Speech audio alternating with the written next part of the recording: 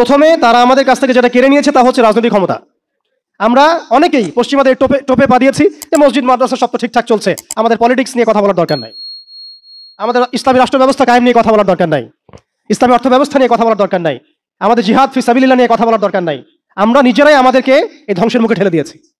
তারা আমাদের কাছ থেকে প্রথমে ব্যক্তি জীবনে ধর্মের স্বাধীনতায় হস্তক্ষেপ কেউ করেনি। কুফাররা, জায়নিস্টরা, কাফের, ফাসেক, মুশরিক, মুনাফিক এদের যে ঐক্য জোট ছিল, তারা প্রথমে আঘাত করেছিল আমাদের খিলাফায়। তারা প্রথমে আমাদের ব্যক্তি জীবনে এসে আঘাত করেন, নামাজ পড়তে পারবা না, পর্দা করতে পারবা না, গরুর গোশত নিয়ে হাঁটতে পারবা না, দেখলেই পিটায় মেরে ফেলবো, এই জায়গায় তার আগে আঘাত করেনি আমাদেরকে। তারা আমাদেরকে সবার আগে আঘাত করেছে রাজনৈতিক জায়গায়। আমাদের খেলাফা কনসেপ্ট তারা ভেঙে দিয়েছে, বাইতুল মুকাদ্দাসকে লিবারেট করেছে। এরপরে সেই খেলাফা কনসেপ্টটাকে দূর করে দিয়ে তারা 50 থেকে 57টার মতো ক্ষুদ্র ক্ষুদ্র রাষ্ট্রে আমাদেরকে বিভক্ত করে দিয়েছে। এরপরে শুধু তাই নয়, এটা তো গেল বিভক্তি, কাঁটাতারের বেড়ার, যেটাকে আমরা নাম দিয়েছি জাতীয়তাবাদ। তারা প্রথমে আমাদের মাদ্রাসাগুলো বন্ধ করে নাই, তারা ওয়াকফ বিল দিয়ে এইভাবে আমাদের মাদ্রাসা, আমাদের মসজিদ, ভূমিগুলোকে দখল করে নাই। তারা প্রথমে আমাদের রাজনৈতিক ক্ষমতাটাকে কেড়ে নিয়েছে, খিলাফা কনসেপ্টটাকে ডিস্ট্রয় করেছে। এরপরে 57টার মতো টুকরা টুকরা রাষ্ট্রে আমাদেরকে ভাগ করেছে। এরপরের অবস্থা আরো ডেঞ্জারাস। ওই রাষ্ট্রগুলোর মধ্যে তারা তাদের তাবেদার মুনাফিক শাসক বসাইছে। তাদের ধাপগুলো বুঝেন, কোন জায়গা থেকে আমরা কোন জায়গায় আসছি। তারপরে আমি অল্প কথা শেষ করবো যে সলিউশন হতে পারে কি কি, যদিও সেগুলোর বেশিরভাগই তাত্ত্বিক, প্র্যাকটিক্যাল খুব কমই হবে। আর প্র্যাকটিক্যাল কেন কম হবে? আমাদের কারণেই হবে। কারণ আমরা অনেক কিছু বুঝি কিন্তু কাজ করতে চাই না। আমরা বুঝি অনেক কিছুই, কাজ করতে বলেন কাজের বেলা নাই, বুঝার বেলা আছে। এগুলো আমরা বুঝতে আসি 100 বছর থেকেই। কেউ বুঝেও বুঝি না, কেউ দেখেও দেখি না, শুনেও শুনি না, ওইদিকে পরে আসি, হার্ডলাইনে চলে যাবো আর কি। এখন রাষ্ট্র ভাগ করার পরে আমাদেরকে জাতীয়তাবাদে বিভক্ত করা হয়েছে। এরপরে আরো মারাত্মক যে কাজটা করা হয়েছে সেটা হচ্ছে আমাদেরকে নিরস্ত্রীকরণ করা হয়েছে। আপনি আপনার রাষ্ট্রের অভ্যন্তরে নিজের ইচ্ছায় আপনি বিশ্বের মারণাস্ত্রগুলো তৈরি করতে পারবেন না। তারা আপনাকে আইন করে দিয়েছে, ব্যান করে দিয়েছে। তারা আমাদের রাষ্ট্র ব্যবস্থার মধ্যে ইউনাইটেড নেশনসের মতো মুসলিমদের ইউনাইটেড মুসলিম অর্গানাইজেশনগুলোকে দমন করেছে এবং সেগুলো গঠন করতে আমাদেরকে দেয় নাই, উল্টা তারা সেগুলো করেছে ঠিকই। এরপরে তারা আমাদের রাষ্ট্র ব্যবস্থাগুলোর মধ্যে ওই মুনাফিক শাসকদেরকে বসিয়ে জনগণকে শাসন করিয়েছে। এখন করে যাচ্ছে, আগামীতেও হয়তো করে যাবে।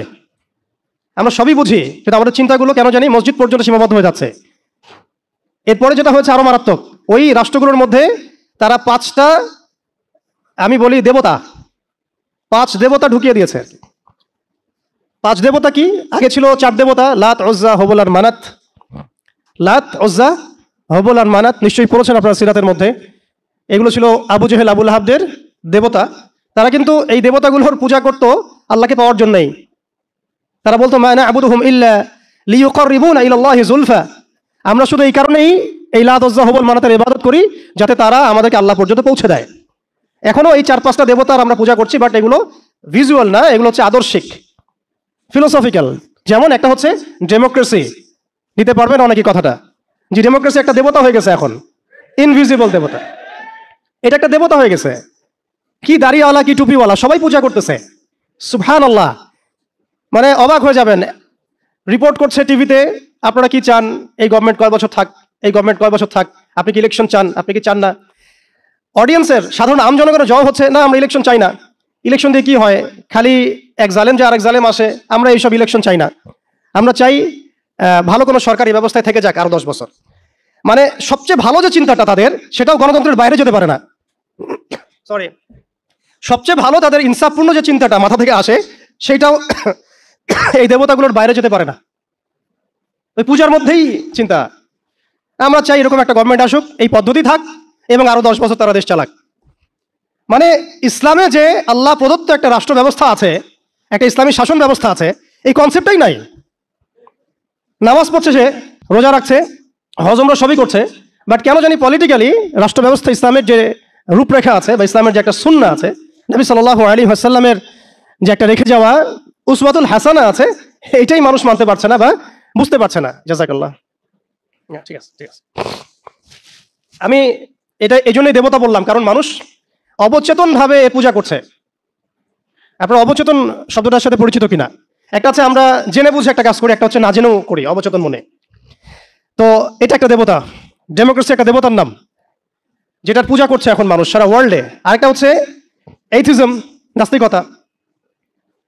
একটা হচ্ছে, আমি লিখছিলাম সকালবেলা, একটা শব্দ বের হয়েছে আর কি লিখতে লিখতে। একটা হচ্ছে ডেমোক্রেসি, একটা এথিজম, একটা ন্যাশনালিজম, একটা কমিউনিজম, আর একটা হচ্ছে সেকুলারিজম। 5টা শব্দ বললাম আর কি। এখনকার এই বিশ্ব ব্যবস্থায় ইসলামী খেলাফতকে দূর করে দিয়ে, উম্মাকে বিভক্ত করে দিয়ে, মোনাফেক শাসকদেরকে বসিয়ে ইন্টারনালি প্রত্যেকটা রাষ্ট্রে এই 5টা দেবতা বসানো হয়েছে। ডেমোক্রেসি, এথিজম, আর বললাম কি ন্যাশনালিজম, একটা কি বললাম, কমিউনিজম এবং সেকুলারিজম। DANCS, কিছুটা ড্যান্সের মতো আর কি। আসলে এরা বিশ্বকে নাচাচ্ছেই, এরা এইসব মতবাদ দিয়ে বিশ্বকে নাচিয়ে বেড়াচ্ছে আর কি। তারা নিজেরা নাচে না এগুলোতে, বরং তারা এগুলোর মধ্য দিয়ে মুসলিমদেরকে নাচায়। যদিও এটা এক্স্যাক্টলি ড্যান্স শব্দটা হয় নাই, কাছাকাছি হয়েছে আর কি। এখানে D আছে, A আছে, N আছে, C এবং S আছে। এই 5টা দেবতার শেকড় যদি এই বিশ্ব থেকে উপরে ফেলা না যায়, তাহলে ইসলামী শরিয়া, ইমার এবং খেলাফা কায়েম হবে না। এবং যখন এই বিশ্বে ইনশাআল্লাহ তাআলা আগামীতে শরিয়া, ইমার এবং খেলাফা বাস্তবায়িত হবে, তখন এই 5টা দেবতার কোনোটাই বাকি থাকবে না ইনশাআল্লাহ। এই নাপাকিগুলো থেকে পবিত্র না হয়ে বা পবিত্রতা হাসিল না করে আপনি আমি যতই একটা গ্লাসের মধ্যে মধু ঢালি, আর আপনি দুধ ঢালেন, আর কোনো শরবত ঢালেন, ওই গ্লাসটাই নাপাক। আফসোস হচ্ছে আমরা এই নাপাকিগুলো ধরতে পারছি না অনেকেই। আল্লাহ পাক আমাদেরকে ধরার এবং বোঝার তৌফিক দান করেন। এই সিস্টেমগুলো ব্যর্থ, এই মতবাদগুলো ব্যর্থ। এই মতবাদগুলো তৈরি করা হয়েছে আমাদেরকে শাসন করার জন্যে। এই মতবাদগুলো আমাদেরকে গিলানো হয়েছে আমাদেরকে ডমিনেট করার জন্যে, আমাদেরকে পশ্চিমাদের দাস বানানোর জন্যে, জায়নিস্টদের দাস বানানোর জন্যে, IMF এর কাছে লোনের হাত পাতার জন্যে, কোনো ডিসিশন নেওয়ার আগে, রাষ্ট্রের কোনো ডিসিশন নেওয়ার আগে ইউনাইটেড নেশনসের কাছে এই ভিক্ষার ঝুলি পেতে দেওয়ার জন্যে। আমাদের চোখের সামনে আমাদের ভাই বোনদেরকে নির্মমভাবে হত্যা করলেও আমরা টু শব্দ করতে পারবো না এই জন্যে। ইভেন আমাদের দেশের 99% মানুষও যদি শরিয়া চায়, তবুও রাষ্ট্র ব্যবস্থা এটা চাইবে না, কারণ রাষ্ট্র ব্যবস্থা এই তন্ত্রমন্ত্রগুলো দ্বারা দীক্ষিত। এর মধ্যে আরও আছে মানবরচিত সংবিধান, আরও আছে মানবরচিত বিচার ব্যবস্থা, আরও আছে আল্লাহর হালালকে হারাম করে ফেলা, আল্লাহর হারামকে হালাল করে নেওয়া। পুরো একটা তাগুতি এবং কুফরি সিস্টেম আমাদেরকে দেওয়া হয়েছে। কোন জায়গা থেকে? খেলাফা অ্যাবলিশ করার পর থেকে। আমরা কোথায় ছিলাম এটা আমাদেরকে বুঝতে হবে। এখনকার প্রবলেম কি সেটাও বুঝতে হবে, ক্রাইসিসগুলো, তারপরে আসতে হবে সলিউশন কোথায়। এগুলো ক্রাইসিস। তারপরে ডেমোক্রেসি দিয়ে কি করা হচ্ছে এটা আপনারা অনেকে জানেন, কিন্তু অনেকে আবার বুঝেনও না। এটা দিয়ে আল্লাহর হালালকে হারাম করা যায়, আল্লাহর হারামকে হালাল করা যায়। এটা দিয়ে আল্লাহর জমিনে মানুষের শাসন কায়েম করা যায়। এটার ধোয়া তুলে যে কোনো মুসলিম কান্ট্রি আক্রমণ করা যায়।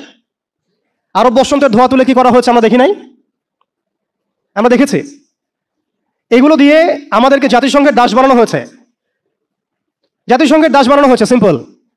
জাতিসংঘ ফাংশন করা হয়েছিল যাতে পশ্চিমারা, স্পেশালি জায়নিস্টরা বাইতুল মুকাদ্দাসকে লিবারেট করতে পারে, এবং তারা সেটা করেছে।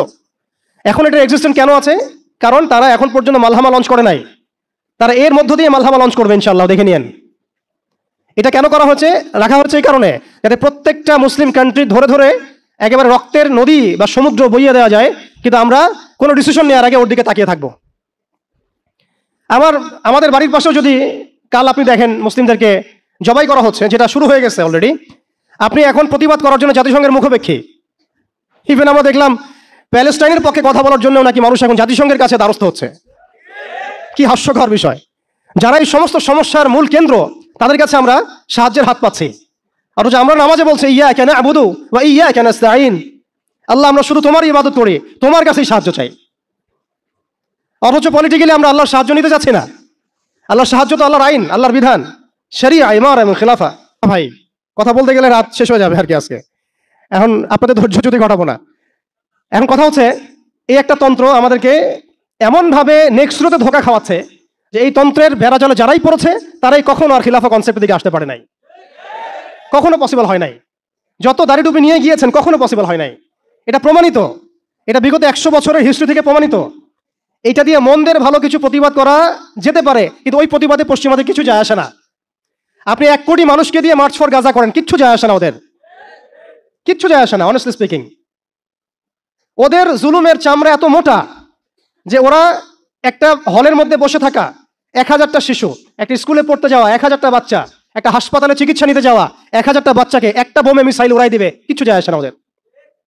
এরা ফেরাউন এই যুগের, এরা নমরুদ, এরা এই যুগের হামান, কারুন, ফেরাউন। এদের প্রতি দয়া দেখানো মানে হচ্ছে আমরা মিসগাইডেড। এদের সাথে দয়া দেখানোর কোনো ভাষা থাকতে পারে না। এদের সাথে দয়া দেখানোর কোনো ভাষা আমাদের থাকতে পারে না। এদের সাথে ভাষা একটাই হতে পারে, সেটা জিহাদের ভাষা, কিতালের ভাষা।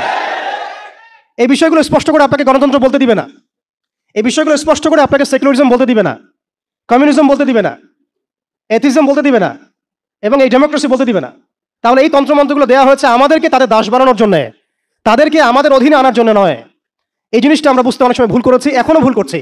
আমি খালি প্রশ্ন করতে চাই যে আর কতদিন ভুল করবো আমরা? আল্লাহ পাক আমাদের চোখ খুলে দেন, মনের চোখ। আল্লাহ পাক আমাদের কলবের চোখ খুলে দেন। আপনি 20টা আসন পাইতে পারেন হাইয়েস্ট, 5টা আসন পাইতে পারেন হাইয়েস্ট, ওখানে আপনি দাস হয়ে থাকবেন। আপনি 20টা আসন নিয়ে পার্লামেন্টে দাস হয়ে থাকবেন। 20টা আসন নিয়ে আপনি বলতে পারবেন না যে এটা হালাল, এটা হারাম, এটা জায়েজ, এটা না জায়েজ, এটা করতে হবে, এটা করতে হবে না। আর যদি আপনি বলেনও, আপনার কথা কেউ শুনবেও না। কারণ মেজরিটি শুড বি গ্রান্টেড, তাদের মূল নীতি হচ্ছে এটা, সংখ্যাগরিষ্ঠ মানুষ যা বলবে তাই হক। আগামীকাল সংখ্যাগরিষ্ঠ মানুষ বাংলাদেশে বলবে নাউযুবিল্লাহি মিন যালিক, যে এই বিবাহিত ধর্ষণের বিচার করা হোক, নাউযুবিল্লাহ, আর ওই পতিতালয়ে গিয়ে সময় কাটানো, নাউযুবিল্লাহি মিন যালিক, এটাকে প্রমোট করা হোক, শ্রমিকের অধিকার দেওয়া হোক। আগামীকাল মানুষ বলবে এলজিবিটি লাইসেন্স দেওয়া হোক। আগামীকাল মানুষ বলবে ট্রান্সজেন্ডারকে বাধ্যতামূলক করা হোক, আইন করা হোক। আপনি 20টা আসন নিয়ে কিচ্ছু করতে পারবেন না, বিকজ এই সিস্টেমটা দাঁড়িয়ে আছে এমন একটা বালির ঢিবির উপরে যার উপরে কোনো ঘোড়া দাঁড়াতে পারে না। এই সিস্টেমটা দাঁড়িয়ে আছে এমন একটা ভঙ্গুর মাটির উপরে যার উপরে আপনি কোনো প্রাসাদ নির্মাণ করা সম্ভব নয়। মাটিটাই তো ভঙ্গুর। তো এই আদর্শিক এই মতবাদগুলো দিয়ে তারা আমাদের খিলাফাটাকে ডিস্ট্রয় করে দিয়েছিল। আজকে থেকে 100 বছর হয়ে গেছে। আজকে 100 বছর পরে এসে আমি এগুলো নিয়ে কথা বলছি, আমরা এগুলো নিয়ে কথা বলছি। তো মাশাআল্লাহ, এটা ভালো। আমি এই ব্যাপারে আশাবাদী যে মাশাআল্লাহ বাংলাদেশের তরুণ প্রজন্ম এখন বুঝতে শিখছে, আলহামদুলিল্লাহ। এবং আমরা যদি এভাবে দাওয়াতের মেহনত অব্যাহত রাখতে পারি, ইনশাআল্লাহ তাআলা অন্যদের 20 বছর লাগলে আমাদের 2 বছর লাগবে ইনশাআল্লাহ। আমি কাজের ব্যাপারে পরে আসছি, একটু সময় নিব আপনাদের কাছে। এরপরে তারা যেটা করেছে, হালতটা বুঝেন। এরপরে তারা আমাদের ইয়াং জেনারেশনকে টার্গেট করেছে, কয়েকটা জেনারেশনকে টার্গেট করেছে তারা। একটা হচ্ছে ওলামায়ে কেরাম শ্রেণী, একটা হচ্ছে পলিটিশিয়ান, একটা হচ্ছে তরুণ প্রজন্ম, একটা মেয়েরা, একটা বাচ্চারা। খেয়াল করে দেখেন আমাদের পলিটিশিয়ানদেরকে তারা টার্গেট করে কি করেছিল? তাদেরকে ক্ষমতার লোভ দিয়ে ঈমান হারা করেছে এবং আল্লাহর জমিনে মুসলমান নামধারী শাসকদেরকে দিয়েই আল্লাহ বিরোধী আইন বাস্তবায়ন করাইছে। এটা কারা করিয়েছে? আপনি যদি বলেন দাজ্জালকে এসে করে দিয়ে গেছে, না। বলেন দাজ্জালকে এসে করে দিয়ে গেছে, না।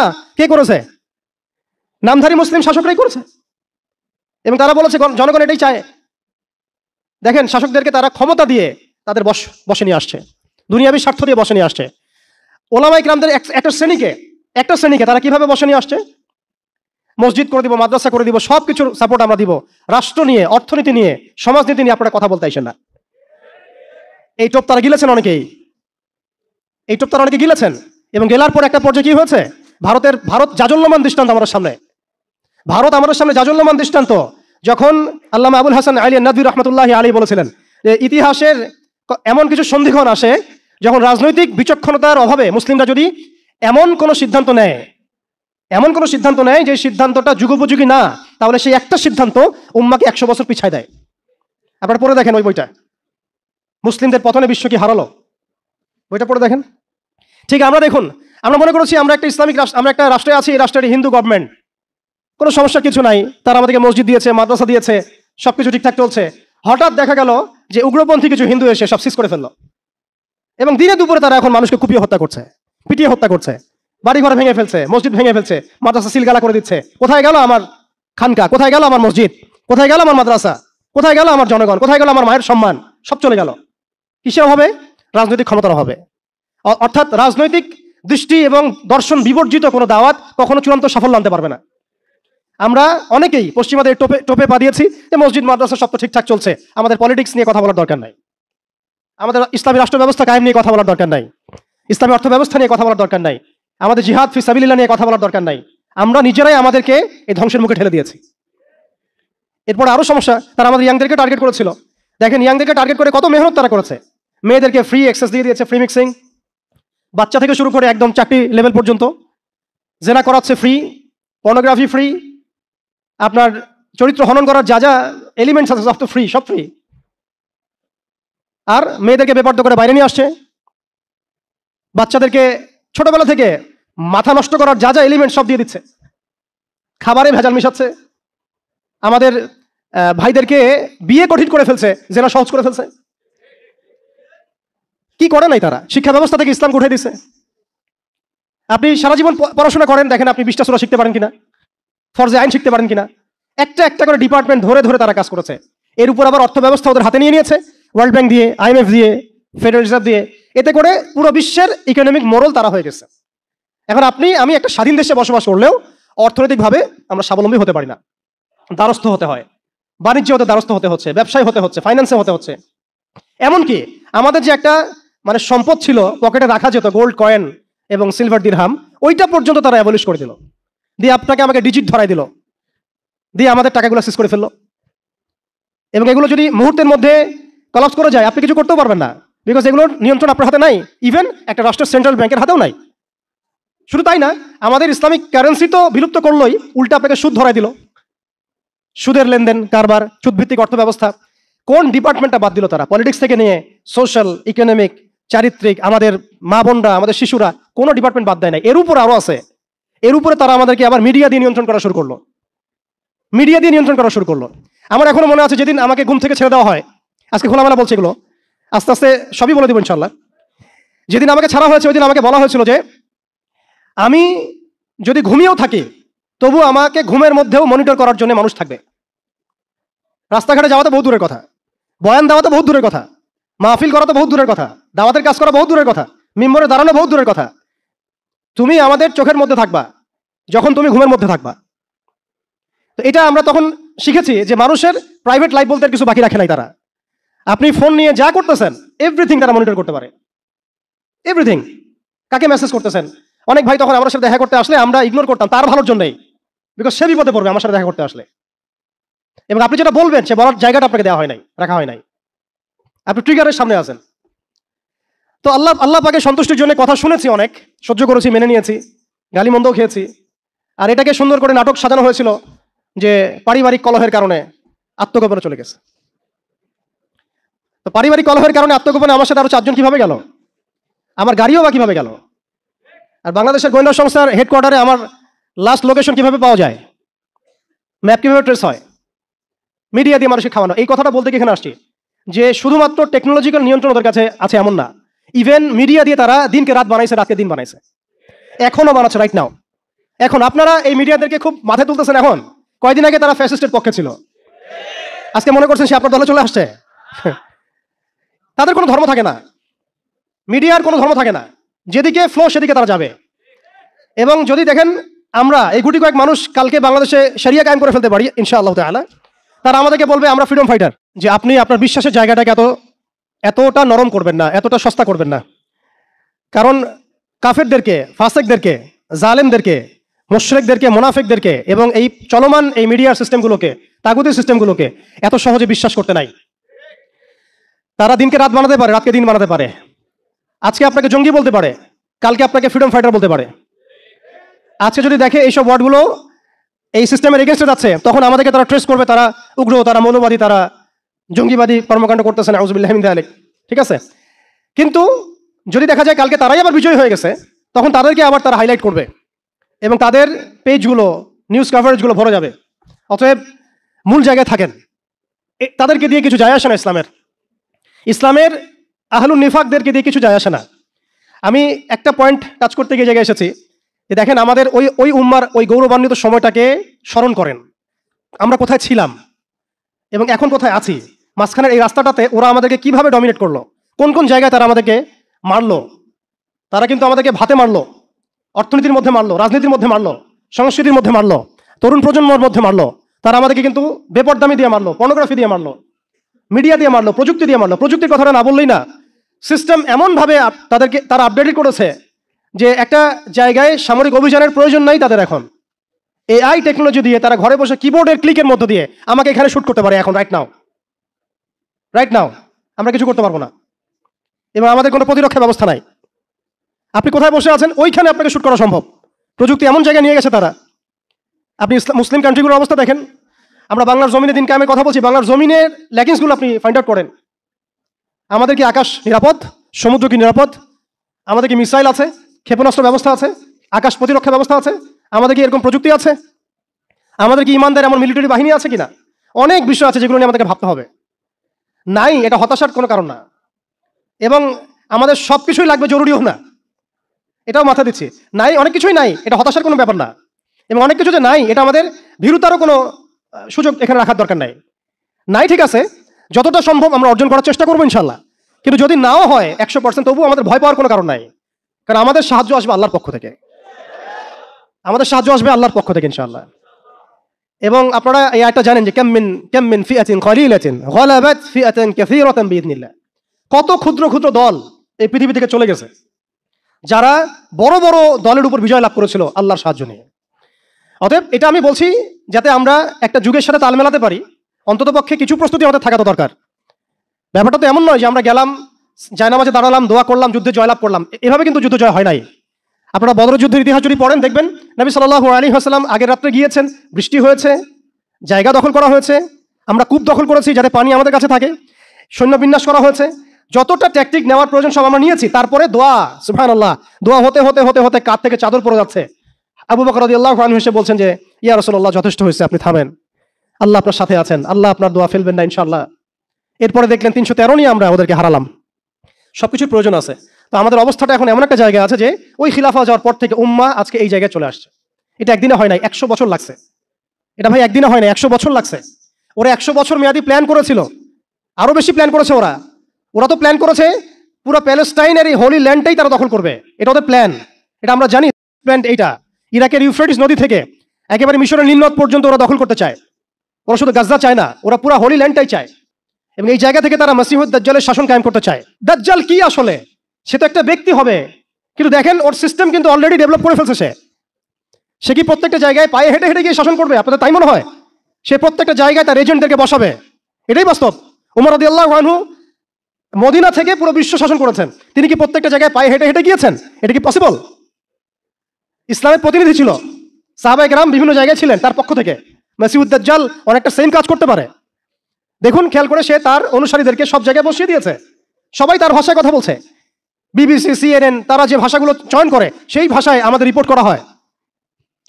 ওরা যে মিডিয়াগুলো, FBI, ওরা যে রিপোর্টগুলো প্রদান করে, ওই রিপোর্টের আলোকে আমাদের এখানে প্রশাসনিক বাহিনী কাজ করে। তারা যেভাবে ফাংশন করে সেভাবে কাজ করা হয়। পুরো বিশ্বটা যেন একটা সিস্টেমের মধ্যে নিয়ে আসা হয়েছে। এটাই হচ্ছে একটা দাজ্জালীয় ওয়ার্ল্ড অর্ডার। এই ওয়ার্ল্ড অর্ডারটাই তারা ফাংশন করেছিল আমাদের খেলাফতটাকে অ্যাবলিশ করার পরে। এই কারণে আমাদের এখানে প্রশ্ন উঠতেছে যে উম্মার পুনর্গঠন কেন দরকার, কিভাবে সম্ভব? আগে আমাদেরকে বুঝতে হবে যে কোন জায়গায় আমরা চলে আসছি, কোন জায়গা থেকে। এখন কি আমাদের ঈর্ষা হচ্ছে না যে আমরা কোন জায়গায় ছিলাম? এখন কি আমাদের খারাপ লাগছে না যে আমরা আসলে কোন জায়গায় ছিলাম, আজকে কোন জায়গায় আছি? আমরা কি বুঝতে পারছি আমরা কোন জায়গায় আসছি? আর স্মরণ করেন সেই সময় কথা, যখন একটা মুসলিম যুবতীর উপর চোখ তুলে তাকানোর অধিকার কারো ছিল না, এই ক্ষমতা কারো ছিল না।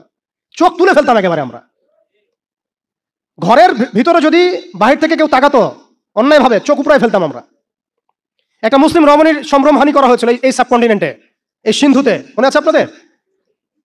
তার সম্ভ্রমের জন্যে, তার সম্ভ্রম বাঁচানোর জন্য পুরা মোহাম্মদ বিন কাসিমের জাইশ আসছে। আপনি আমি কি চিন্তা করতে পারছি আমরা কোন জায়গায় ছিলাম?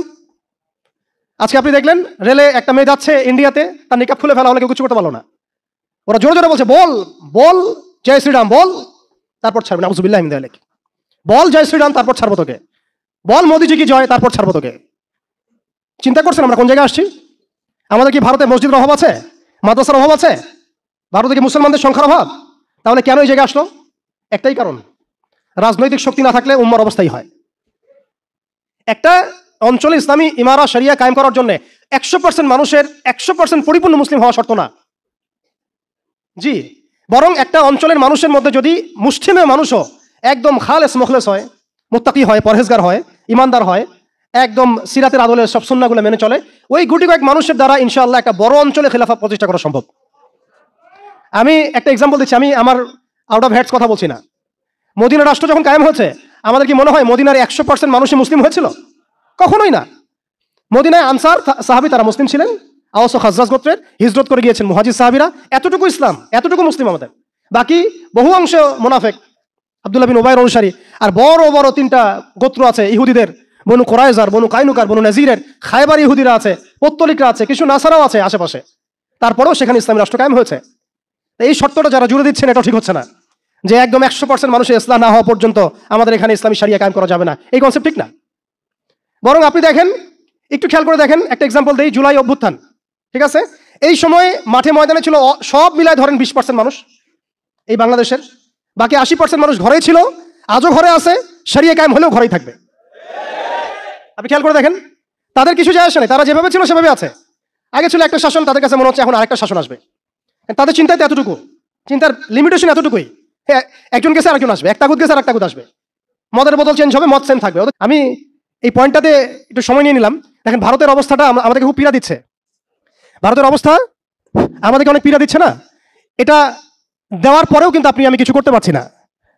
এটা যদি আল্লাহ না করুক যদি এটা বাংলাদেশে হয়, আল্লাহ না করুক এটা যদি বাংলাদেশে হয়, তখন আপনার ফতোয়া কি হবে, আমাদের ফতোয়া কি হবে, এটা আমাদের এখন স্পষ্ট করা উচিত। এবং যেটার আশঙ্কা আমরা করি সেটার প্রিপারেশন কেন আমরা নিব না? যেটার আশঙ্কা আমরা করি বা যেটা আমরা বুঝতে পারছি এটা হতেই পারে, অসম্ভব কিছু না, তাহলে তার প্রিপারেশন আমরা কেন রাখবো না? এটা আমার প্রশ্ন আর কি। ভারতের মুসলিমরা কি কখনো ভেবেছিল আজকে থেকে 10 বছর আগে এমনটা হবে? ওয়াকফ বিলের মাধ্যমে আমাদের সব সম্পত্তি তারা গ্রাস করে ফেলবে, কেউ কি ভাবছে? আচ্ছা, আমাকে একটা প্রশ্নের উত্তর দেন। আগামীকাল যদি দারুল উলুম দেওবন্দ তারা দখল করে ফেলে, বলেন, আগামীকাল যদি তারা বলে দারুল উলুম দেওবন্দ আমাদের, এখান থেকে বের হও সবাই, কি করবেন আপনারা? না আমরা কি করবো? ফতোয়া কি আসবে? কোন স্ট্রং ফতোয়া আসবে কিনা? সেটাকে প্রতিহত করার জন্য আমাদের জীবন দেওয়ার প্রশ্ন আসবে কিনা? এটাই তো কথা। যদি হ্যাঁ হয়, তাহলে আজকে আমরা ভারতের মুসলমানদেরকে মৃত্যুর হাতে ছেড়ে দিচ্ছি কিভাবে? আর যদি না হয় তাহলে তো কিছু বলার নাই। মানে আমাদের সামনে রাস্তা তো দুইটা, হয় তাদের সামনে, আমাদের বলতে আমি তাদেরকে আমাদের অন্তর্ভুক্ত করে বোঝাচ্ছি, তাদের সামনে রাস্তা দুইটা, হয় এখন তাদের মার খেয়ে মরবে জিল্লতির সাথে, থুতু চাটাচ্ছে তারা রাস্তায়, আমাদের মুসলিম ভাইদেরকে তারা থুতু চাটাচ্ছে রাস্তায়, মেয়েদেরকে নগ্ন করতেছে, বাড়িঘর জ্বালাই দিচ্ছে, মসজিদ ভেঙে দিচ্ছে, মাদ্রাসা দখল করতেছে, গরুর গোশত নিয়ে গেলে পিটায় মেরে ফেলতেছে, বাবার সামনে মেয়েকে ধর্ষণ করতেছে, সবচেয়ে বড় কথা আমাদের নিরপরাধ ভাইদেরকে তারা একটা ইস্যু ক্রিয়েট করে হত্যা করতেছে। এটা একটা জেনোসাইড, গাজার মতোই একটা অবস্থা তারা সৃষ্টি করছে ভারতে, কাশ্মীরে। কথা হচ্ছে তাদের সামনে অপশন কয়টা? হয় তারা এই জিল্লতিগুলো সহ্য করে এভাবে লাঞ্ছনার মৃত্যু মরবে, অথবা প্রতিহত করে শাহাদাতের মর্যাদায় মারা যাবে, শহীদ হবে। এর বাইরে কোনো রাস্তা আছে কিনা? এখন আমরা যদি আমাদের পার্শ্ববর্তী অঞ্চল সম্পর্কে সচেতন থাকি, তাহলে আমাদের অভ্যন্তরীণ বিষয়গুলো সম্পর্কে আমাদের সচেতন থাকা উচিত কি উচিত না? আমাদের উম্মার ফিকির অনেক গভীর, এই জন্য আমি বলেছিলাম শুরুতে অনেক কথা আছে। আসেন একটু শেষ করি, অনেক লম্বা হয়ে যাবে আপনাদের। প্রিয় ভাইরা, অবস্থাটা শুধুমাত্র আধ্যাত্মিক না, মানে ক্রাইসিসটা একটু বুঝেন, ক্রাইসিসটা শুধুমাত্র ইমানের ক্রাইসিস না, ক্রাইসিসটা শুধুমাত্র আমাদের সংখ্যার না, মানে আমাদের মসজিদের মাদ্রাসার না, আমাদের শুধু মিডিয়া নিয়ে সমস্যা না, শুধু প্রযুক্তি নিয়ে সমস্যা না, আমাদের ইন টোটাল ব্যক্তি জীবন থেকে নিয়ে পলিটিক্যাল সিস্টেম পর্যন্ত প্রত্যেকটা ডিপার্টমেন্টেই আমাদের উম্মাগত সমস্যা। তার মধ্যে সবচেয়ে বড় জায়গাটাই হচ্ছে আমরা আমাদের ওই রাজনৈতিক সে ক্ষমতা ওইটা হারাই ফেলছি আর কি। আল্লাহ পাক আমাদের সবাইকে উম্মার সেই হারানো জায়গায় ফিরে যাওয়ার তৌফিক দান করেন। এখন তো প্রশ্ন একটা আসতেছে যে এটা কি পসিবল কিনা? এটা পসিবল কিনা সেটা আমি না বলে হাদিস থেকে বলি। রাসূলুল্লাহ সাল্লাল্লাহু আলাইহি ওয়াসাল্লাম আখিরুজ্জামানের হাদিসগুলোর মধ্যে অনেকগুলো হাদিস, এগুলোর মধ্যে ইরশাদ করেছেন। আমি কয়েকটা সামারি বলছি খালি। এই বাইতুল মুকাদ্দাস যেটা আমরা দেখছি, ইনশাআল্লাহ এই বাইতুল মুকাদ্দাস যেটা আমরা দেখছি, এখান থেকে ইনশাআল্লাহ তাআলা ইসলামী খেলাফা কায়েম হবে, এটা ভবিষ্যতে লেখা হয়ে গেছে। মালহামা হবে, এটা লেখা হয়ে গেছে। এবং মুসলিমদের একটা বড় অংশ শহীদ হবে, এটাও লেখা হয়ে গেছে। মুসলিমদের একটা অংশ এই যুদ্ধে জয়লাভ করবে, এটাও লেখা হয়ে গেছে। ইমামুল মাহদী আসবেন, লেখা হয়ে গেছে। ইমামুল মাহদীর সাথে দাজ্জালের বাহিনীর কনফ্লিক্ট হবে, এটাও লেখা হয়ে গেছে। দাজ্জালকে মুসলিমরা হত্যা করতে পারবে না। এক পর্যায়ে আল্লাহ রাব্বুল আলামিন ঈসা আলাইহিস সালামকে পাঠাবেন, কোথায় পাঠাবেন, মানে চুলের হালত কি থাকবে, কোন ফেরেশতার কোথায় হাত দিয়ে তিনি নামবেন, সব লেখা হয়ে গেছে। আমি সবগুলো হাদিস বলছি না, জাস্ট আপনাদেরকে পয়েন্টগুলো বলছি, এগুলো লেখা হয়ে গেছে। এবং ঈসা আলাইহিস সালাম তাকে কোথায় হত্যা করবেন সেটাও লেখা হয়ে গেছে। ঈসা আলাইহিস সালামের হাতে 40 বছর ইসলামী খেলাফা কায়েম হবে, এটাও লেখা হয়ে গেছে। তাহলে এই বিষয়ে যাদের মধ্যে কনফিউশন আছে যে ইসলাম কি আবার সে আগের জায়গায় যাবে, উম্মাহ কি আবার হারানো ওই জায়গায় ফিরে পাবে, এই কনফিউশনটা আগে দূর করতে হবে। আজকে থেকে বাসায় ফিরে গিয়ে আপনি কনফিডেন্ট থাকবেন সামনে আমরা জয়লাভ করতে যাচ্ছি ইনশাআল্লাহ। আগামীকাল আমাদের জয়ের সূর্যোদয় উঠবে, এটা লেখা হয়ে গেছে। এটা যাদের মধ্যে পড়াশোনা নাই, ইলম নাই, যারা দুনিয়াদার, যারা এইসব তন্ত্রের মধ্যে ধোকায় পড়ে আছে, তাদেরকে বললে তারা হাসতে পারে। এমনকি পশ্চিমা সভ্যতা, Zionist movement, United Nations, NATO, FBI, এরা সবাই হাসতে পারে যে এগুলো হবে। ওরা এগুলোকে ওই যে আসাতিরুল আউয়ালিন বলতে পারে, যেমনটা কাফেররা বলতো, প্রাচীন ইতি কথা এগুলো বলতে পারে, কিন্তু এটা মুহাম্মদ সাল্লাল্লাহু আলাইহি ওয়াসাল্লামের পবিত্র জবানের ভবিষ্যৎবাণী, কেউ ঠেকাতে পারবে না ইনশাআল্লাহ। অতএব এখন যেহেতু আমরা আমাদের গন্তব্যটা জানি, এই জায়গায় আমরা যাবো ইনশাআল্লাহ, অতীতটাও জানছি কোথায় ছিলাম, মাঝখানে কিভাবে আমরা এই জায়গায় আসলাম সেটাও জানলাম। এখন 2 মিনিটে আমি শুরু বলতে যাচ্ছি যে কোন কাজগুলো আমরা করতে হবে, আমাদেরকে করতে হবে। এটা আজকে একটু মেমোরাইজ করার চেষ্টা করতে হবে। ফার্স্ট অফ অল ভাই, ব্যক্তি থেকেই শুরু হয়, ব্যক্তি থেকেই শুরু হয়। আপনি আমি আজকে থেকে চিন্তা করব, একটু ধৈর্য ধরেন, জাস্ট 5 মিনিট। আপনি আমি আজকে থেকে চিন্তা করবো যে আমরা পৃথিবীতে বেঁচে আছি কি জন্য, বলেন আমাদের বেঁচে থাকার কারণটা কি? আপনি আমি পৃথিবীতে বেঁচে আছি কেন? আল্লাহ পাক আমাকে আপনাকে হায়াতে রাখছেন কেন? 2টা কাজ আমাদের। যত কিছু আমাদের আশেপাশে ঘুরতেছে, স্ত্রী, সন্তান, ব্যবসা বাণিজ্য, চাকরি বাকরি, এইটা সেটা, এগুলো সবই গৌণ। আমাদের মুখ্য কাজ 2টা, আল্লাহর ইবাদত করা, তার জমিনে তার দিন কায়েম করা। বাকি সবকিছু এর আওতাভুক্ত। ইবাদতের মধ্যে ইবাদতের মধ্যে এটা কাউন্ট হবে, আমার সন্তানের প্রতিপালন, স্ত্রী ভরণ পোষণ সব ঠিক আছে, কিন্তু আমার মূল কাজ 2টা। এক, আমি ওয়া মা খালাকতুল জিন্না ওয়াল ইনসা ইল্লা লিয়াবুদুন, এর উপর আমল করব। একটা হচ্ছে ইন তানসুরুল্লাহ ইয়ানসুরকুম ওয়া ইউসাব্বিত আকদামাকুম, এটার উপর আমল করব। ওয়া ইন তাতাওয়াল্লাউ ইয়াস্তাবদিল কওমান গায়রাকুম, এটা মাথায় রাখবো। অর্থ হচ্ছে আল্লাহ পাক বলেছেন তোমরা আল্লাহর দ্বীনকে সাহায্য করো, আল্লাহ তোমাদেরকে সাহায্য করবে। আল্লাহ বলেছেন তোমরা যদি মুখ ফিরায় নাও, আল্লাহ তোমাদেরকে সরাই দিবেন, নতুন কওম নিয়ে আসবেন। আল্লাহ পাক বলেছেন আমাদেরকে উদখুলু ফিস সিলমি কাফা, পরিপূর্ণরূপে ইসলামে প্রবেশ করো। আল্লাহ পাক আমাদেরকে বলেছেন যে ওয়ালা তামুতুন্না ইল্লা ওয়া আনতুম মুসলিমুন, পরিপূর্ণ মুসলিম না হয়ে মৃত্যুবরণ করো না। কত আয়াত আছে। আর একটা আয়াত আমি শুরুতে বলেছিলাম ইন্নাল্লাহা লা ইউগাইয়িরু মা বিকওমিন হাত্তা ইউগাইয়িরু মা বিআনফুসিহিম, আল্লাহ পাক কোন কওমের অবস্থা ততক্ষণ পর্যন্ত পরিবর্তন করেন না যতক্ষণ সেই কওম তাদের নিজেদের অবস্থা পরিবর্তনের ফিকির না করে, চেষ্টা না করে। অতএব শুরুটা ব্যক্তি থেকে হবে। আমরা সবাই নিয়াত করতে পারি ইনশাআল্লাহ যে আমরা আমাদের আগামী পুরা জীবনটা শুধু এক আল্লাহর জন্য ঢেলে দিব ইনশাআল্লাহ। আমাদের সব কাজ হবে আল্লাহর সন্তুষ্টির জন্য। মৌলিক কাজ হবে 2টা, আল্লাহর ইবাদত করা এবং তার জমিনে তার দিন কায়েমের চেষ্টা করা। 2 নাম্বার হচ্ছে ভাই পরিপূর্ণ ইসলামে প্রবেশ করতে হবে। আংশিক ইসলাম প্র্যাকটিস করলে এখন আর চলবে না, অনেক হয়েছে। ওয়াজ তো শুনতেছেন 10 বছর থেকে। আমি তো মুসলিম পরিবারের সন্তান, 30 বছর হয়ে গেছে বয়স, 35 বছর হয়ে গেছে বয়স, এই যে আমাদের অনেকের বয়স 40-50 হয়ে গেছে। আর কি, আর কত? দুনিয়া তো দেখলাম, দুনিয়া তো যথেষ্ট দেখলাম। অতএব পরিপূর্ণ ইসলামে প্রবেশ করতে হবে। এটার মাধ্যম হচ্ছে আল্লাহ পাকের সব হালাল মেনে চলবো, হারাম মেনে চলবো, সব আদেশ মেনে চলবো, নিষেধ ছেড়ে দিব, সুন্নাহ ভিত্তিক জীবনযাপন করবো ইনশাআল্লাহ। রাসূল সাল্লাল্লাহু আলাইহি ওয়াসাল্লাম যা করতে বলেছেন করবো, ছাড়তে বলেছেন ছাড়বো। এবং 3 নম্বর হচ্ছে ইসলাম বিরোধী যে আকীদা, দর্শন, মতবাদগুলো আছে এগুলোকে চিনতে হবে।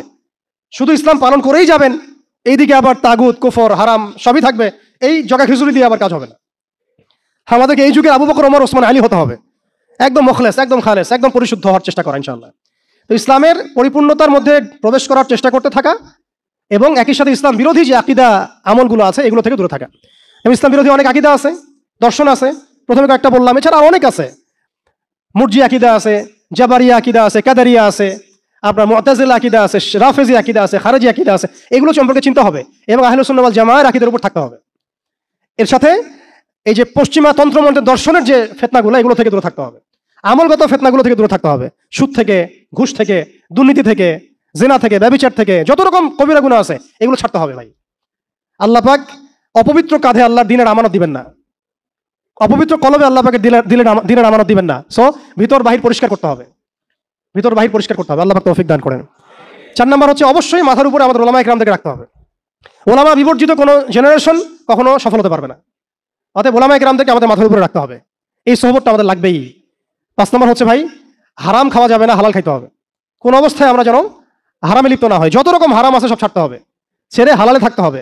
না খেয়ে থাকবো তাও হারাম খাবো না, না খেয়ে থাকবো তাও হারাম খাবো না, এই চিন্তা আমার মধ্যে থাকতে হবে। 6 নম্বর, আমার আপনার জীবনের লক্ষ্য ফিক্স করে ফেলেন আজকে থেকে, জীবনের লক্ষ্যটাকে ফিক্স করে ফেলেন। আপনি আসলে দুনিয়াতে কি চাই, কি করতে আসছি, আমাদের কাজটা কি, এইটা যদি ফিক্স করতে পারি কাজ আমাদের মাশাআল্লাহ 50% হয়ে গেছে। 7 নম্বর হচ্ছে আমাদের পারিবারিক কাঠামোগুলোকে ঠিকঠাকভাবে গড়ে তোলার চেষ্টা করা ইসলামিক আদর্শে। যদি একেবারেই পসিবল না হয় সেক্ষেত্রে আমাদের সামনে সাহাবীদের মিসাল আছে, বহু সাহাবী পরিবার থেকে সেই সাপোর্টটা পান নাই যেটা প্রত্যাশা করে মানুষ, অনেক নবীও পান নাই, অনেক ক্ষেত্রে দেখা গেছে আসহাবুল কাহাফের মিসাল আমাদের সামনে আছে।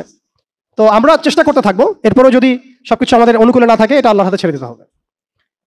8 নম্বর হচ্ছে, এটা খুব জরুরি, আর 2-3টা মিনিট। 8 নম্বরটা সবচেয়ে জরুরি। আজকে সেমিনার হলো, অনেক বয়ান হয়েছে, আলহামদুলিল্লাহ অনেক আলোচনা হয়েছে, অনেক স্কলার এসেছেন। 8 নম্বরটার উপর আমল যদি আমরা না করতে পারি, আমরা শুধু সেমিনারই করতে থাকবো, বাংলার জমিনে শরিয়া কায়েম করতে পারবো না। আমি একটু খোলামেলা বলে দিই আর কি, রাগ করে না।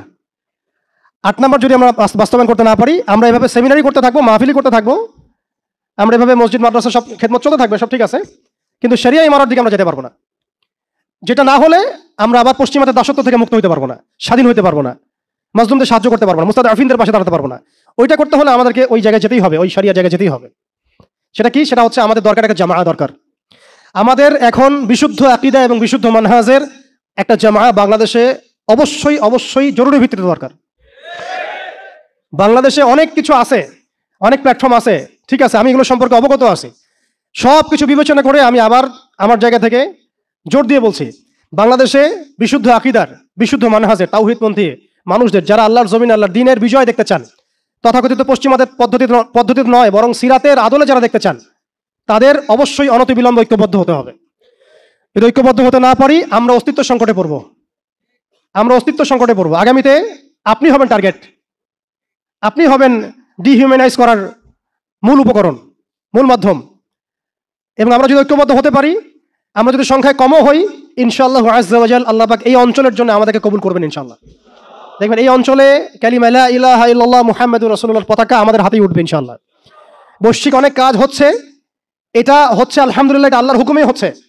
যারা কাজ করছে তারা কিন্তু এককভাবে করছে না, তারাও এভাবে জামায়া গঠন করেই কাজ করছে। তাদেরও আমির আছে, তাদেরও মামুর আছে, আস-সামউ ওয়া তাআ আছে, তাদেরও বায়আ আছে। এগুলো যদি আমাদের মধ্যে না আসে, আমরাও এভাবেই যে সেমিনার করতে থাকবো, এর বেশি হয়তো আমরা কিছু করতে পারবো না। হয়তোবা আমরা চাই অনতিবিলম্বে বাংলাদেশে তাওহীদপন্থী মানুষদের একটা কাফেলা করে উঠুক। এই বিষয়ে আপনারা একমত কিনা?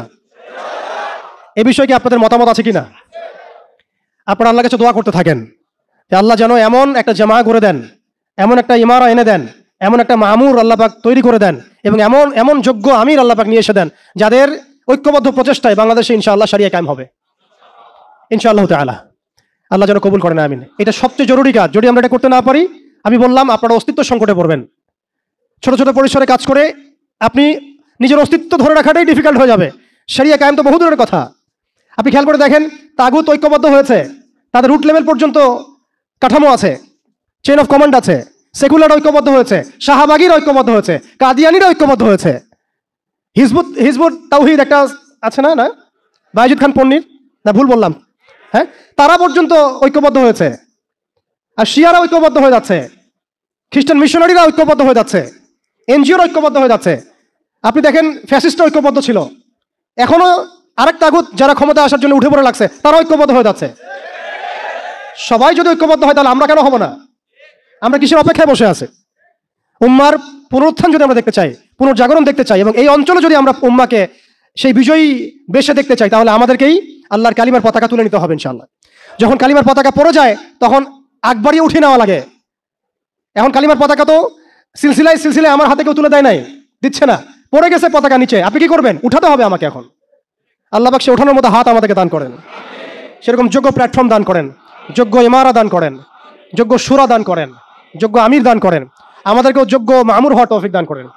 আপনারা বিশ্বাস করেন, যদি এইভাবে আমরা বেশি না 5 থেকে 10টা বছর কাজ করতে পারি, ইনশাআল্লাহ শরিয়া কায়েম হোক না হোক, এমন একটা জেনারেশন আমরা রেখে যাবো ইনশাআল্লাহ বাংলাদেশে, যারা এই জমিনে আল্লাহর দিন কায়েম করেই ছাড়বেন ইনশাআল্লাহ। এটা আমি কোনো চাপাবাজি করতেছি না, আর এটা কোনো আবেগের কথা না। জাস্ট আমরা যদি 10টা বছর এভাবে কাজ করতে পারি, একজন শেখ হারুন ইজহার, একজন আদনান ভাই, একজন অমুক ভাই, একজন তমুক ভাই, একজন অমুক স্কলার, একজন তমুক স্কলার, তাদের একক খেদমতে যদি এইভাবে জাগরণ হতে পারে, আপনারা একটু চিন্তা করেন, যদি এরকম 100টা মানুষ একসাথে থাকে, তাহলে উম্মার কি হইতে পারে? অতএব আপনারা এই উদ্যোগগুলো হাতে নেন, আপনারা পুশ করেন, আপনারা এগুলো আওয়াজ তুলেন। ইনশাআল্লাহ তাআলা আল্লাহ রাব্বুল আলামিন আপনাদের মধ্যে ইখলাস থাকলে আল্লাহ পাক জামায়া এনে দিবেন ইনশাআল্লাহ। আর শেষে দুটো কথা বলে শেষ করছি। এরপরে আমাদের কাজ হবে দুটো। এটা যদি হয়ে যায়, এরপরে কাজ থাকবে খালি 2টা। এক, সিরাতের আদলে দাওয়াতের কাজ করতে থাকা, সিরাতের আদলে দাওয়াতের কাজ করতে থাকা, এবং অবশ্যই সে যোগ্যতা অর্জন করা, পড়াশোনা করা, এগুলো তো আগেই হয়ে গেছে, আগে বলছি আমি। দাওয়াতের মেহনতটা খুবই ব্যাপক করতে হবে। চায়ের কাপে দাওয়াত হবে, হোটেলে দাওয়াত হবে, চা খেতে খেতে দাওয়াত হবে, কফি খাইতে খাইতে দাওয়াত হবে, স্কুলে দাওয়াত হবে, কলেজে দাওয়াত হবে, ইউনিভার্সিটিতে দাওয়াত হবে, সেমিনারে হবে, সিম্পোজিয়ামে হবে, মসজিদে হবে, তালিমে হবে, সবখানে দাওয়াতের কাজ করতে হবে। এবং দাওয়াতের এই কাজটা প্রত্যেকটা মহলে করতে হবে, তরুণদের মধ্যে, তরুণীদের মধ্যে, আম জনগণের মধ্যে, আমাদের বাচ্চাদের মধ্যে, আমাদের পুলিশের মধ্যে, প্রশাসনের মধ্যে, আর্মির মধ্যে, বিজিবির মধ্যে, র্যাবের মধ্যে, ডিজিএফ এর মধ্যে, প্রত্যেকটা মহলেই। এবং এই দাওয়াত হবে খোলাসা করে, আমভাবে, খোলামেলা দাওয়াত, ব্যাপক দাওয়াত এবং পরিপূর্ণ দাওয়াত। আংশিক ইসলামের দাওয়াত না, পরিপূর্ণ ইসলামের দাওয়াত, পরিপূর্ণ ইসলামের দাওয়াত। ব্যাস, এরপরে দাওয়াতের মেহনত চলতে থাকবে। যদি কেউ আমেরিকা হয়ে আসতে চায়, আমরা তালেবান হয়ে যাব। যদি ইসরায়েল হয়ে কেউ আসতে চায়, আমরা হামাস হয়ে যাব। যদি দেখা যায় যে কেউ এরকম কোনো পরাশক্তি হয়ে না এসে ভালোই আমাদের দাওয়াত কবুল করে নেয়, তাহলে মদিনা রাষ্ট্রের মধ্যে ইসলামী রাষ্ট্র কায়েম হয়ে যাবে ইনশাআল্লাহ। পরিস্থিতি যেমন হবে আমাদের কাজও তেমন হবে। মুক্তির একটাই পথ, দাওয়াত এবং জিহাদ, দাওয়াত এবং জিহাদ। এরপরে যদি ইসলামী রাষ্ট্র কায়েম হয় ইনশাআল্লাহ আযজা ওয়া জাল, তখন দেখবেন বহির্বিশ্বে কিভাবে আমরা বড় বড় ইসলামিক কান্ট্রিগুলোর সাথে একটা একাত্মতা পোষণ করে একটা বৈশ্বিক চেইন অফ কমান্ড গড়ে তুলতে পারি। এবং সেটা অবশ্যই ইমানের ভিত্তিতে, তাওহীদের ভিত্তিতে, এবং সেটা অবশ্যই সিরাতের আদলে, সুন্নাহর আদলে, কোনো সেকুলার ডেমোক্রেটিক বা ওই তাগুতের দাসদের আদলে নয়। সেটা হবে সেই সব ভাইদের সাথে যারা আল্লাহর পথে দাওয়াত এবং জিহাদের মধ্য দিয়ে আল্লাহর জমিনে দিন কায়েম করেছেন, তাদের সাথে নয় যারা মুসলিম থেকে পিঠের পিছ থেকে ছুরি মেরেছে, এদের সাথে নয়। অতএব আমাদের কাজ এখন আঞ্চলিকভাবে এগুলাই। এই কাজগুলো যদি আমরা ঠিকঠাক মতো করতে পারি ইনশাআল্লাহ, আল্লাহ পাক তৌফিক দান করেন, আমিন, তাহলে দেখবেন অল্প সময়ের ব্যবধানেই আমরা ভালো সাফল্য পাচ্ছি ইনশাআল্লাহ তাআলা। এবং আমাদের এক্সিস্টিং যে ভাইরা যারা কাজ করছেন, তাদের কারোর সাথে আমাদের সরাসরি কোনো বিরোধে যাওয়ার প্রয়োজন নাই, যতক্ষণ না তারা আহলে সুন্নাহ ওয়াল জামায়াতের আকীদা, আমল, মানহাজ থেকে দূরে সরে যায়। ততক্ষণ পর্যন্ত আমাদের কারোর সাথে কোনো রকমের বাকবিতণ্ডা, কথা কাটাকাটি, ফেসবুকে ঝগড়া, এগুলো খুব বাজে বিষয় হচ্ছে। এগুলো কোনো প্রয়োজন নাই আমাদের। আর কে কি করলো, তারা এটা করলো কিনা, সেটা করলো কিনা, তারা কেন এমন করে না, ওই আলেম কেন এমন করে না, এগুলো ভাবার আমাদের প্রয়োজন নাই। আমরা দেখবো আমরা কি করতেছি, আমাদের কি করা দরকার। এই কাজগুলো যদি ঐক্যবদ্ধ হয়, ঈমান, আমল, তাজকিয়া, জামাআ, ইমারা, উলামা কেরামের সুহবত, দাওয়াত এবং জিহাদ, ইনশাআল্লাহ আপনারা অপেক্ষা করতে থাকেন। বাংলার মাটিতেও ইনশাআল্লাহ কালিমা লা ইলাহা ইল্লাল্লাহ মুহাম্মাদুর রাসূলুল্লাহর পতাকা উঠবে ইনশাআল্লাহ। আল্লাহ পাক আমাকে আপনাকে সেই দিন দেখার তৌফিক দান করেন এবং সেই মাকবুল কাফেলা আল্লাহ পাক আমাদেরকে শরীক করেন। আল্লাহ পাক আমাদের সবাইকে কথাগুলো দিলের কান দিয়ে বোঝার, শোনার তৌফিক দান করেন, সেগুলো বাস্তবায়ন করার তৌফিক দান করেন। এবং আলোচনার মধ্যে যে ভুলগুলো হয়ে গেছে আল্লাহ মাফ করে দেন, যে সঠিক বিষয়গুলো হয়েছে এগুলো আল্লাহ পাক কবুল করেন। এবং আপনাদের প্রতি যে উদাত্ত আহ্বান আমরা রাখলাম, এই আহ্বানটুকু নিয়ে সবাই যার যার মতো করে ফিকির করি।